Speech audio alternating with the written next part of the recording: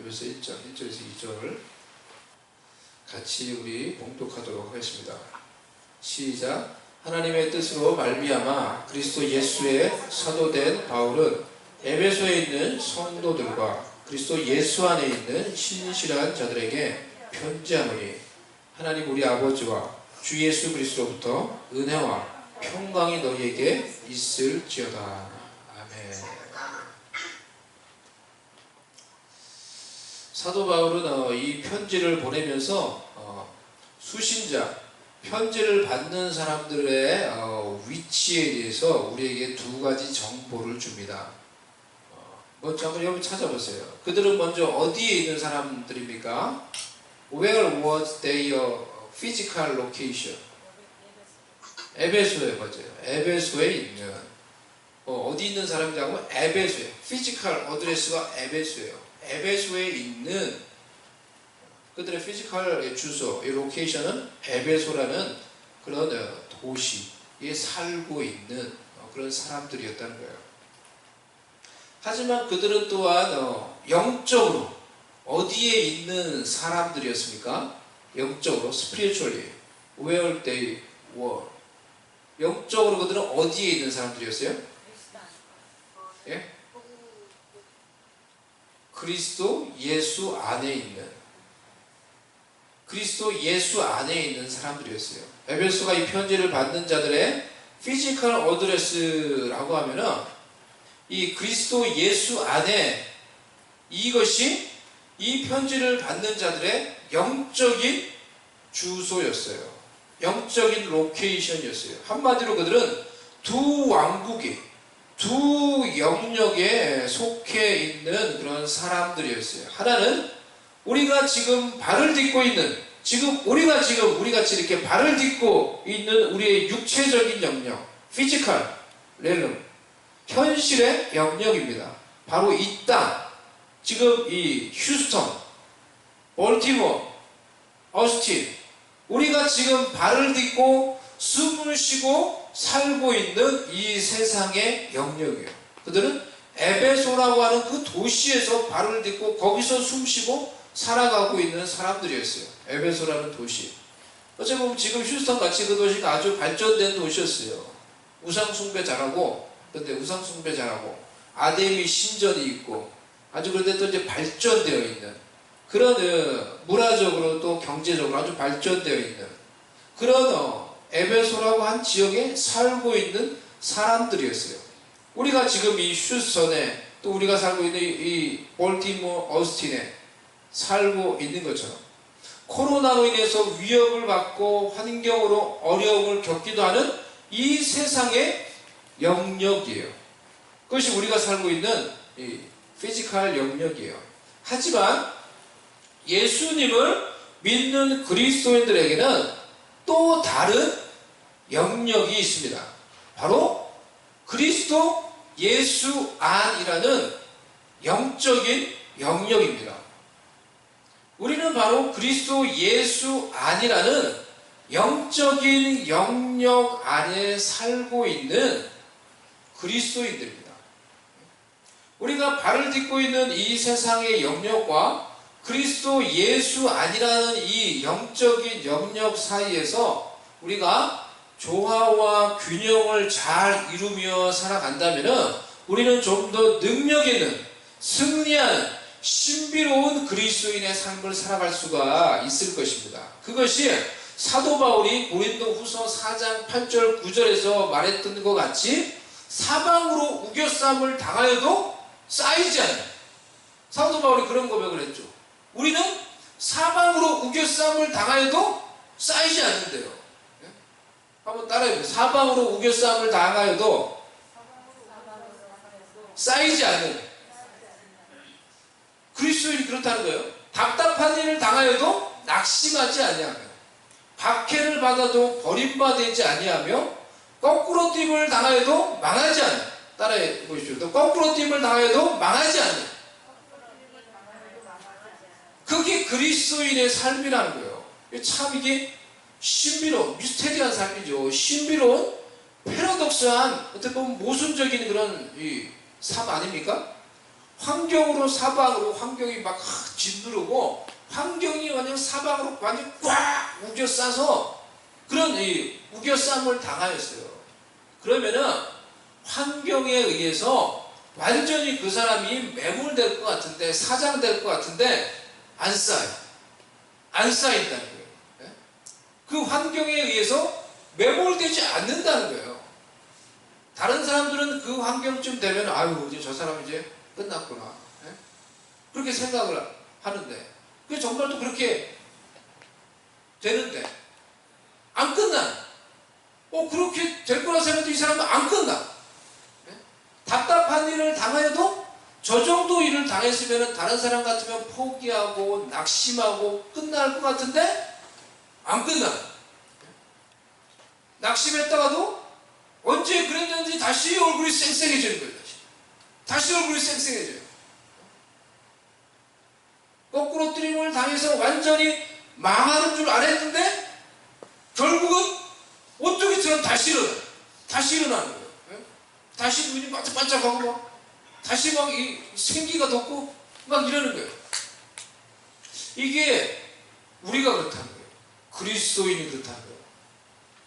사도 바울이 우리가 지난주에 말씀 묵상 중에서 사도행전 14장 말씀을 묵상했죠. 사도행전 14장에 사도 바울이 루스드라 가서 전도를 하죠. 거기서 전도하고 막 기적도 일으키고 놀랍게 복음을 전했는데 이 사도 바울, 이 바나바를 이 시기하는 사람들이 거기까지 쫓아와가지고 어떻게 합니까? 사람들을 선동해가지고 결국은 이 바울을 돌 던져서 거반 죽게 만들어요. 돌을 바울에게 던져서 거반 사람들을 선동해서 죽게 만들어요. 죽이려고 던지는 돌에 맞아 보셨어요? 그냥 누가 이게 살짝 던지는 돌에도 맞으면 피 나고 아픈데 여러분 잘못해서 맞으면 죽이려고 던지는 돌이에요. 죽이려고 던지는 돌 맞아 보셨어요? 어떻게 됐겠어요? 바울이 머리도 깨지고 뭐 박살나고 피 나고 막 그래서 이제 거의 죽게 된 거예요. 그러니까 죽은 줄 알고 이제 죽었구나. 죽은 줄 알고 그 바울을 들어다가 도시 바깥으로 내다 버린 거예요. 이 제자들도 예수님 믿는 사람들도 모여서 이제는 바울이 이렇게 돌 맞아서 순교하는구나. 그리고 이 쓰러져 있는 이 바울 곁으로 주변을 탁 둘러서 있는데 조금 있다가 바울이 갑자기 눈을 꼼짝꼼짝 하더니 손을 다시 꼼지락꼼지락 하더니 다시 일어서는 거예요. 다시 일어서가지고 툭툭 털고는 다시 걸어가는데 자신을 밖에 했던 자신을 죽으라고 돌 던진 그 도시 안으로 다시 들어가는 거예요. 여러분 놀랍지 않습니까? 바울의 그 모습을 한번 생각을 해보세요. 이걸 영화라고 생각하면 여러분 딱 생각을 해보세요. 바울이 막 얼마나 뭐 거의 거반 죽게 맞았으니까 돌을 얼마나 엉망이 됐겠어요. 막 피가 철철 흐르고 막 엉망이 된 거죠. 예? 그런 사람이 다시 근데 일어나서 그 자기에게 돌 던진 그 도시를 향해 걸어 들어가요. 뚜벅뚜벅 걸어 들어가요. 이걸 영화라고 생각하면은 갑자기 장르가 스릴러로 바뀌는 거예요. 네? 사람들이 만약에 그 돌을 던졌던 사람이 그렇게 지금 피를 철철철 흘리면서 뚜벅뚜벅 다시 도시 안으로 걸어 들어오는 바울을 봤다고 생각해봐요. 얼마나 무서웠겠어요. 얼마나 소름 돋았겠어요. 이거 뭐야 저거 사람이야 괴물이야 저거 뭐야 귀신이야 저게 뭐야 지금 분명히 죽은 줄 알았는데 분명히 우리가 돌 던져서 죽여가지고 우리가 밖에 내던졌는데 다시 일어나서 뚜벅뚜벅 피 흘리면서 걸어 들어와야지. 바울이 얼마나 무서웠겠어 그 모습을 보면서. 예? 예수 그리스도인의 삶은 그렇다는 거예요. 거꾸로 뜨림을 당해도 죽는 줄 아는데 망하는 줄 아는데 안 망해. 다시 일어나. 다시 일어나고 다시 하나님의 뜻과 영광을 향해서 뚜벅뚜벅 걸어가는 인생 살아요. 보니까. 예? 우리가 속해 있는 그리스도 안, 여러분 그리스도 안이라는 이 영적인 영역이 이와 같이 신비롭고 탁월한 영적인 능력을 가지고 있는 거예요. 그리스도 안에 있다는 것이. 세상 사람들은 알지도 이해할 수도 없는 놀라운 탁월한 영적인 능력이 그리스도 예수 안이라는 영적인 영역 안에 있는 것입니다. 아멘. 세상의 영역에서는 우리가 환경의 어려움과 사람들의 조롱과 판단과 모든 환경의 제한과 제약 가운데 그것들이 우리를 우겨싸는 것 같은 그런 환경 가운데 사는 것 같을지라도 예수를 믿는 그리스도인이 그리스도 예수 아니라는 영적인 영역 안에 들어가서 거기서 살고 거기서 하나님의 능력으로 공급하심을 받으면은 모든 환경의 우겨쌈을 파쇄하고 무너뜨리고 그 환경을 돌파하며 오히려 환경의 어려움 속에서도 뚜벅뚜벅 하나님의 뜻을 향하여 순종하며 나아가며 하나님의 영광을 나타낼 수 있게 되는 것입니다. 아멘. 할렐루야. 아멘. 이것이 그리스도 안에 있는 그리스도인들의 삶이라는 거예요. 그러니 우리가 이 두 영역에서 두 영역이 우리가 다 살고 있는 거예요. 피지컬리 우리는 지금 이 땅에 살고 있어요. 우리가 지금 천국 가지 않았잖아요. 피지컬리 우리가 이 땅에 살고 있어요. 환경, 세상의 환경 속에 살고 하지만 우리는 또 어디 속해 있어요? 예수 그리스도 안에 있는 거예요. 예수 그리스도 안에. Spiritually we stay in the Christ Jesus. 그래서 이 두 영역 안에서 사는 것을 우리가 잘 균형을 맞추고 조화를 여러분 이룰 수 있기를 바랍니다. 무엇보다 그리스도 예수 안에서 더욱 견고히 서며 삶으로 마치 이 만화 영화의 무슨 영화의 한 장면처럼 우리가 그리스도 예수 안에 이 영적인 영역에서 영적인 능력과 보호하심 속에서 이렇게 사니까 세상의 환경이 그렇게 만약에 우리가 산다고 생각을 해보세요. 우리가 하나님의 이 보호하심과 그리스도 안에 있는 이 영적인 능력 가운데 사는 거예요. 그러니까 이 그리스도 안에 있는 영적인 능력이 쫙 뛰어가지고 우리를 딱 두르고 보호하고 있는 거예요.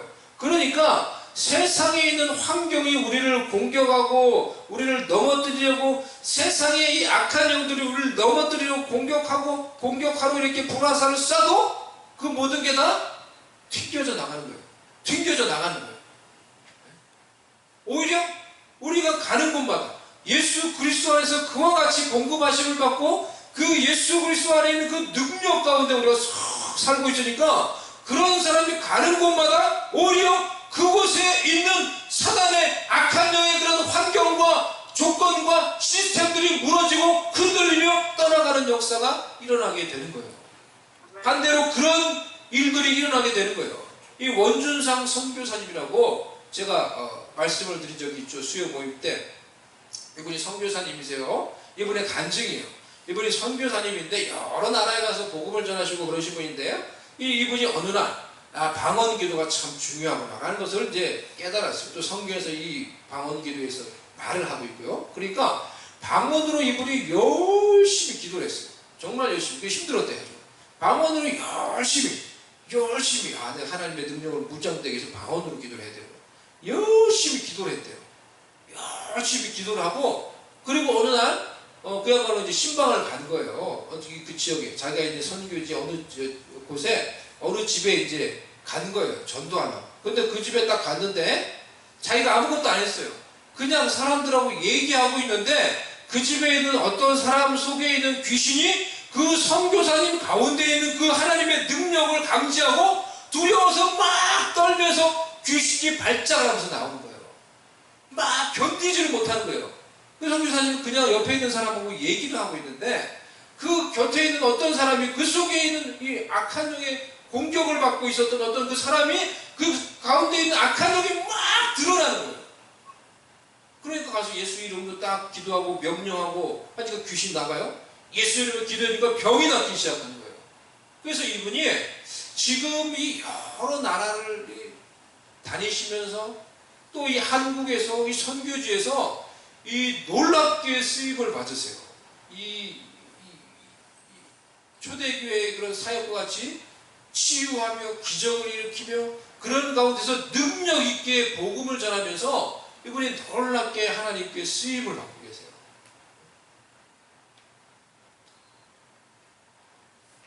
여러분, 그리스도 안에 있는 이런 능력이라는 것이 바로 이와 같은 거란 거예요.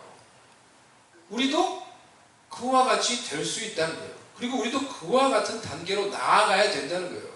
우리도 예수 그리스도 안에서 살며 말씀과 기도로 우리가 참 무장이 되면은 우리가 속해 있는 예수 그리스도 안에 있는 그 능력으로 인해서 우리가 가는 곳에서 악한 영이 먼저 우리 가운데 있는 그 하나님의 능력을 보고 두려워 떨며 떠나가며 무너지는 그런 역사가 일어나게 되는 것입니다. 힘들고 어려운 이 세상의 환경 속에서 우리가 살고 있지만 무엇보다도 예수 그리스도 아니라는 이 영적인 영역 속에서 살면서 환경을 이기고 영적으로 우리를 잘 무장시켜 갈 수 있는 저와 여러분이 될 수 있기를 바랍니다. 아멘. 오늘 2절에서 다루기를 원하는 것은 은혜라는 것입니다. 하나님의 은혜. 2절 말씀 우리 한번 다시 읽어보도록 하겠습니다. 시작. 하나님 우리 아버지와 주 예수 그리스도로부터 은혜와 평강이 너희에게 있을지어다.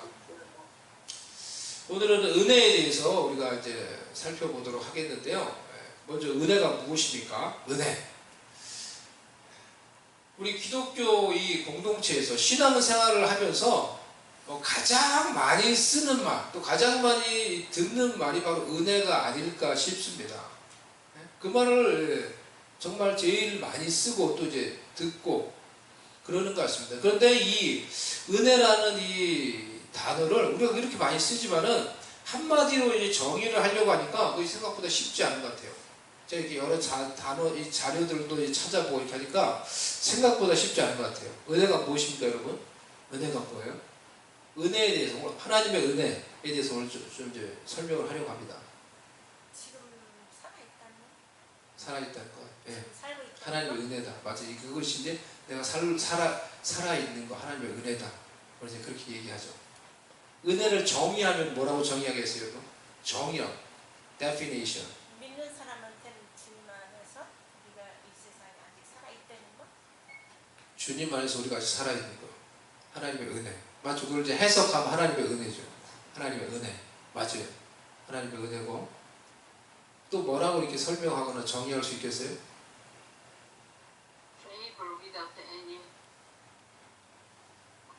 favor. 오, 맞아요. favor. 예, 호의를.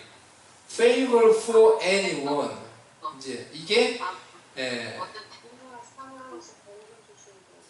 건져주시는, 구원해주시는 하나님의 은혜. 예. 은혜에 관련된 그런 의미들을 여러분들이 다 이제 잘 말씀을 해주셨어요. 그것이 우리가 소위 말하는 은혜의 의미들이에요. 그것이 또 은혜의 정의가 되기도 합니다. 은혜라는 이 단어는 헬라어로 보면은 카리스예요. 카리스. 이 카리스인데요. 이 카리스라는 단어의 그 원어의 의미를 제가 그래서 원어 사전을 보니까요. 이렇게 영어로 이렇게 적어놨어요. kindness, gift, thanks, goodwill, favor, toward someone. favor라고 아까 박종선 말씀하셨죠? 그 이 정의에 이런 뜻이 있어요. 그 은혜, 카리스의 하나의 뜻이 favor, toward someone. 누군가를 향해 베푸는 호의라는 거죠. goodwill, 선한 의지, thanks, 감사. 감사라는 의미도 있어요. kindness, 친절함, 선물. 이게 이제 카리스라는 단어를 정의할 때 설명을 해 놓은 거예요. 사전적으로. 이 은혜라는 단어가 카리스인데요. 비슷한 이 단어들도 있어요. 예, 같은 어원에서 나온 카리스마. 카리스마 하면 무슨 뜻이죠? 은사라는 뜻이에요. 은사, 선물이라는 뜻으로 신약 성경에서 쓰였죠. 카리스마. 그래서 신약 성경에서 은사에 해당되는 단어가 원어가 카리스마라고 이렇게 생각을 하시면 됩니다. 카라라는 뜻도 있죠. 걸그룹 이름도 카라가 있죠. 카라. 이 헬라어인데요. 이 같은 어원이에요. 무슨 뜻입니까? 기쁨이라는 뜻이에요. 기쁨. 이게 다 비슷한 형제와 같은 단어들이에요. 카리스와 다 비슷한 단어. 그러니까 어원이 다 비슷한 거예요. 은혜, 기쁨, 선물, 은사. 다 비슷비슷한 어원, 그 의미를 가지고 있는 것입니다. 은혜라는 단어가 신약 성경을 보도록 합니다. 구약에도 하나님의 은혜의 의미가 많이 나와 있지만 신약 성경을 보면요. 신약 성경에서 쓰인 용례들을 제가 조사를 해봤어요. 그래서 제일 많이 신약 성경에서 이 은혜가 쓰인 의미의 그 첫 번째 용례를 보면요, 이게 제일 많이 쓰인 용례에 해당되는 그런 구절들이에요. 76회, 73회. 신약 성경에서 카리스라는 단어가 대략 총 160회가 쓰였는데, 가장 많이 쓰인 용례가 은혜를 설명할 때 하나님으로부터 오는 은혜라는 의미로가 제일 많이 쓰였어요. 이것이 73회에 사용이 되었습니다. 이것은 하나님으로부터 오는 은혜를 가리키는 거예요. 하나님으로부터 오는 은혜 그 자체를 가리키는 것입니다. 오늘 본문도 은혜라는 단어가 나오는데 이 은혜라는 의미도 여기서 은혜는 하나님으로부터 오는 은혜, 이 첫 번째 용례에 해당되는 그런 의미라고 볼 수가 있습니다. 같은 용례로 쓰인 그런 다른 구절들을 보면요, 누가복음 1장 30절, 천사가 이르되 마리아여 무서워 말라 내가 하나님께 은혜를 입었느니라. 여기서 말하는 은혜, 마리아가 하나님께 은혜를 입었어요. 이 은혜가 어떤 은혜요? 하나님으로부터 온 은혜. 이 같은 용례라는 거예요. 하나님으로부터 온 은혜를 입었다는 거예요. 로마서 3장 24절 말씀, 우리 같이 한번 읽어보도록 하겠습니다. 시작. 그리스도 예수 안에 있는 속량으로 말미암아 하나님의 은혜로 값없이 의롭다 하심을 얻은 자 되었느니라. 우리가 어떻게 되었어요? 하나님의 은혜로, 즉 하나님으로부터 오는 은혜로 우리가 값없이 무상으로 의롭다 하심을 얻은 자가 되었다라는 거예요. 여기서도 이런 하나님으로부터 오는 은혜라는 의미로 은혜가 쓰였다라는 거예요. 이 첫 번째 범주에서 쓰인 은혜가 특별히 사람에게 주어졌을 때 이 은혜는 값없이 무상으로 하나님에 의해 은혜를 받는 자에게 주어지는 것인데요, 이 은혜를 받는 자의 조건과 반응에 상관없이 그야말로 무상으로 그들에게 주어지는 것을 의미합니다. freely. 그들의 조건과 그들의 반응에 상관없이 그들에게 무상으로 값없이 주어지는, 하나님으로부터 주어지는 은혜를 가리키는 거예요. 그러니 성경에서 가장 많이 쓰인 이 하나님의 은혜의 의미와 정의는 우리가 흔히 알고 있듯이 자격이 없는 자에게 주어지는 하나님의 은혜, 하나님의 호의, 선물을 가리키는 것입니다. 대표적인 것이 바로 우리가 받은 구원의 은혜예요. 아까 읽었던 로마서 3장 24절 말씀과 같이 우리는 자격이 없는데 우리의 자격과 상관없이 하나님이 우리에게 예수님을 믿음으로 은혜로 값없이 구원의 선물을 베풀어 주시는 거예요. 그것이 하나님으로부터 오는 구원의 은혜. 그럼 믿음으로 구원받는다고 이렇게 했으니까 믿음이 그럼 조건이 될 수 있는 거 아닌가, 그렇게 이제 생각을 할 수 있는데요, 이 믿음도 우리가 곰곰이 잘 생각을 해보면 이 믿음도 하나님이 믿을 수 있는 은혜를 주셔서 믿는 거예요. 네? 잘 생각을 해보세요. 이 믿음도 하나님이 믿을 수 있는 은혜를 줘서 우리가 믿게 되는 거예요. 네? 전도를 해보세요. 세상에 나가보세요. 복음을 전해보세요. 그걸 더 깨닫습니다. 우리가 정말 이 애타는 마음을 가지고, 제가 청년 시절에, 지금도 마찬가지예요. 전도하면 싫어해. 정말 예수 좀 믿으라고 하니까 싫어해. 불쾌하게 생각을 해요. 나가서 이렇게 복음을 전해보면요, 어떤 사람은 정말 섭리 가운데 그 복음을 듣고 눈물을 흘리고 받아들인 사람이 있는가 하면은, 어떤 사람은요, 그 복음 전하면 우습게 생각해요. 그걸 아주 그냥 우습게 생각해요. 그러면서 막 비웃듯이 그 복음을 듣고 반응을 해요. 그렇게 이제 전도를 하고 나면 정말 깨닫는 게, 와, 믿는 게 은혜구나, 은혜. 믿는 게 이렇게 어려운데 나는 어떻게 믿게 됐을까? 내가 어떻게 이런 믿음을 가졌을까? 이게 하나님 은혜구나. 깨닫게 돼요.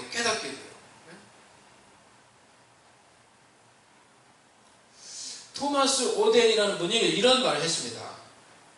Grace is both God's divine goodwill and divine disposition, working in our heart, will, and action, and afford to those who can neither earn nor deserve it. 은혜는 우리의 마음과 의지와 행동 속에 역사하시는 하나님의 divine, 하나님의 거룩한 선한 의지이다. divine, 하나님의 거룩한 성향이다. 은혜는 그것을 얻거나 받을 자격이 없는 자들에게 주어진다. 뭐라고요? 은혜는 그것을 얻거나 받을 자격이 없는 자에게 주어진다. 라고 이렇게 말하고 있어요. 이 말이 자격이 없는 나에게 지금도 자신의 부족함과 자신의 자격 없음을 깨닫는 모든 자들에게 큰 위로와 힘과 은혜가 되는 것입니다. 그렇지 않나요? 우리 자신을 볼 때 우리가 살면 살수록 주님께 가까이 가려고 노력하면 노력할수록 빛 대신 주님 앞에서 우리의 허물과 우리의 부족함과 우리의 자격 없음이 마치 빛 가운데 누더기가 더욱 환하게 드러나듯이 우리의 그런 부족한 모습이 누더기와 같이 드러날 때가 얼마나 많이 있습니까? 사도 바울이 신앙이 깊어지면 깊어질수록 그도 자신의 그 부족함과 연약함을 더욱 깊이 깨닫고 고백하기를 나는 죄인 중에 괴순이라, 나는 죄인 중에 괴순이라 라고 고백을 했듯이 주님을 알아가면 알아갈수록 우리의 부족함과 우리의 자격 없음, disqualification, 우리의 자격 없음이 더욱 깊이 느껴질 때가 많이 있습니다. 하지만 그런 자격 없는 부족한 자들에게 큰 위로와 힘이 되는 것이 하나님의 은혜의 가장 중요한 의미는 바로 그런 자격 없는 자들에게 베풀어지는 것이 바로 하나님의 은혜, 하나님의 선물이라는 거예요. 사랑하는 여러분, 자신의 부족함으로 고민할 때가 있습니까? 여러분 자신의 자격 없음으로 인해서 고민하십니까? 그렇게 느끼는 저와 여러분에게 하나님께서 은혜 베푸시기를 원하십니다. 그것이 하나님의 은혜예요. 그것이 하나님의 속성이에요. 그것이 하나님의 성품이에요. 자격 없는 자에게, 부족한 자에게 은혜 베푸시기를 원하신 그 은혜의 하나님을 여러분 바라보시기를 바랍니다. 오늘도 세상에 살면서 이리 치이고 저리 치이다가 자신의 부족함과 무가치함과 자격 없음을 느끼며 절망하며 실망하며 세상의 사람들의 판단과 비교 앞에서 고개를 떨구며 마음속에 어둠과 좌절을 품고 살아가고 계십니까? 다시 고개를 들어 하늘의 하나님을 바라보시기를 바랍니다. 그런 부족한 자격 없는 우리에게 긍휼을 베푸시고 은혜 베푸시기를 원하시는 하나님의 성품을 믿으며 그 하늘의 은혜의 하나님을 바라보며 그 하나님의 은혜를 갈망하며 사모하시기를 바랍니다. 그런 여러분에게 하나님께서 은혜의 하나님께서 하나님의 그 은혜로 우리의 삶과 우리의 마음을 다시 채워 주실 것입니다.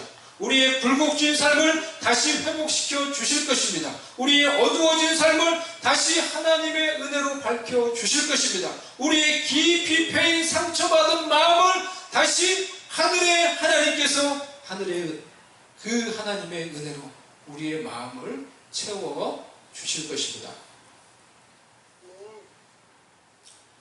두 번째로 카리스라는 이 단어가 신약 성경에서 많이 쓰인 이 용례는 여기서는 하나님에 의해서 어떤 사역이 행해지고 그 결과로 사람들에게 주어지고 나타나는 그런 은혜를 가리킵니다.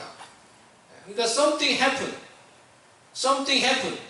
어떤 사역이 행해지고 기적이 일어나고 그 결과 사람들에게 은혜가 주어지는 것을 의미합니다.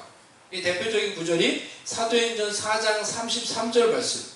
우리 같이 읽어보겠습니다. 시작. 사도들이 큰 권능으로 주 예수의 부활을 증언하니 우리가 큰 은혜를 받아. 여기서 이 은혜가 이 바로 두 번째 용례에 해당되는 것입니다. 사도들이 뭘 했어요? 큰 권능으로 표적과 기사로 예수님의 부활을 증거했어요. 그 결과 무리들에게 하나님의 은혜가 주어진 거예요. 그들이 하나님의 은혜를 받는 거예요. 이것이 두 번째 신약 성경에서 많이 쓰인 하나님의 은혜에 대한 그런 용례예요. 쉬운 예를 들면 이런 거예요. 우리가 많이 이런 말을 사용하죠. 설교를 했어요. 예배를 드렸어요. 그때 이제 사역자나 목사님이 뭐라고 말해요? 은혜 받았어요. 오늘 은혜 받았어요. 이렇게 말을 하잖아요. 그게 어떻게 보면 비슷한 용례라고 할 수가 있어요.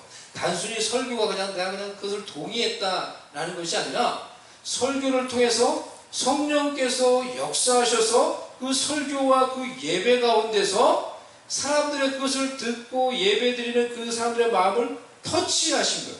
그래서 그 결과 그들이 은혜를 받은 거예요. 이것이 바로 두 번째 신약 성경에 나오는 이 은혜의 그런 용례라는 거예요. 여기서 중요한 것은 첫 번째, 먼저 하나님에 의해서 계획되고 의도된 이벤트, 사역에 대한 사람들의 반응, 행동이 있다는 거예요. 그리고 그 결과 외부적으로 하나님의 은혜가 나타나고 사람들이 그 은혜를 받게 되었다라는 것입니다. 이것이 두 번째 하나님의, 이게 좀 다른 거예요. 제가 지금 첫 번째 설명한 거하고 두 번째 설명이 좀 다른 거예요. 이해를 하시겠습니까? 첫 번째 뭐가 있어요? 첫 번째 하나님에 의한 이벤트, 사건, 메시지, 어떤 사역이 있어요. 그리고 그 다음에 그 사건을 대하는, 그 메시지를 대하는, 그 사역을 대하는 사람들의 반응, 행동이 있어요. 그리고 그 결과 하나님의 은혜가 그들에게 주어지는 거예요. 아웃고잉. 그들에게 하나님의 은혜가 나타난 거예요. 제가 이런 예가 들었어요. 전에도 제가 말씀을 드린 적이 있죠. 제가 전도사 시절에 청년들하고 같이 제주도 전도여행, 선교여행을 갔어요. 그때 가는데요, 청년부 회장이 저의 후배였는데, 이 후배가, 이 회장이, 저는 그 친구는 회장이고 나는 전도사인데, 그 회장이 나보고 전도사님은 말씀 준비해야 되니까 그냥 교회만 계속 있으면서 말씀 준비하고 기도하라는 거예요. 그래서 저는 거기 가가지고 밖에 거의 못 나갔어요. 그 정말 이 회장의 말을 따라서 제가 계속 교회만 있으면서 말씀 준비하고 기도하고 있어요. 근데 그때 제주도에 태풍이 상륙했어요. 지금 막 태풍이 막 한국에도 많이 오잖아요. 태풍이 바로 제주도에 상륙해요. 그러니까 막 비바람이 너무 부는 거예요. 너무 많이 부는 거예요, 비바람이. 그 교회당에 앉아서 이제 기도를 하는데 그날 밤에 비바람이 어떻게 막 바람이 부는데 바람이 어떻게 들어오는지 이렇게 막 예배당 안으로 들어왔어요. 들어오고 그 교회도 십자가가 있었는데 나무 십자가가 있고 이렇게 중간에 중간벽이 또 있고 중간벽에다가 십자가를 달아놨어요. 근데 바람이 막 예배당에서 안에서 막 휘몰아치니까 이 나무 십자가가 막 움직여가지고 벽을 이 매달아오는 벽을 꽝꽝꽝 치는 거예요. 야, 그래서 저러다 뭔 일이 일어나겠다 싶었는데 한 새벽쯤 돼가지고 새벽 한 4시쯤 됐나요? 새벽에 돼서 바람이 너무 심하게 막 불더니 이 십자가가 정말 크게 막 출렁거리더니 벽을 꽝 쳤어요. 너무 소리가 커가지고 제가 눈을 떠서 기도하다가 딱 봤어요. 근데 꽝 치니까 그 벽이 와르르 무너져 내리는 거예요. 그러니까 정말 생각하지 못한 일이 일어났어요. 이게 뭐야, 지금 꿈이야 생시야. 정말 생각하지 못한 일이 예배당에서 기도하고 있는데 벽이 무너져 내렸어요. 벽이 무너져 내렸어요. 이거 뭐예요? 어떻게 되는 거예요? 도대체 뭐 어떻게 될지 모르겠는 거예요. 그리고 그 다음날 비가 너무 많이 와가지고 일어나 보니까 이 교회 지하실이 다 물로 다 찼어요. 근데 그때 그러니까 아무 무슨 말을 할 수 있는 게 없는 거예요. 뭐라고 말하기도 그렇고. 근데 갑자기 이 청년들이 숙연해지는데 그 전까지 막 애들이 또 제주도에 청년이니까 얼마나 젊어요. 우리 막 까불까불하고 뭐 전도하러 왔다 하지만 막 거의 막 어떻게 보면 신난 거예요. 뭐 제주도 와가지고 뭐 이래가지고 뭐 으쌰으쌰 막 이러고 막 했는데 애들이 숙연해지는 거예요. 애들이 숙연해져. 아무 말이 없어. 그러더니 그날 하루 종일 이 교회가 우리가 쓰는 이 숙소를 쓰는 교회가 망가졌으니까 이거 벽돌 나르고 물 퍼내고 이 교회 복구하는 일을 거의 하루 종일 했어요. 근데 이 사건이 있은 다음에 제가 데리고 가는 그 청년들의 반응이 여러분 하나님 앞에서 진심으로 회개하는 걸로 나타난 거예요. 이 사건이 있었어요. 보세요. 사건이 있었어요. 사건이 있었는데 이 사건 앞에서 이 친구들이 반응이 결국 어떻게 나가면 하나님 앞에서 진심으로 회개하는 걸로 나타난 거예요.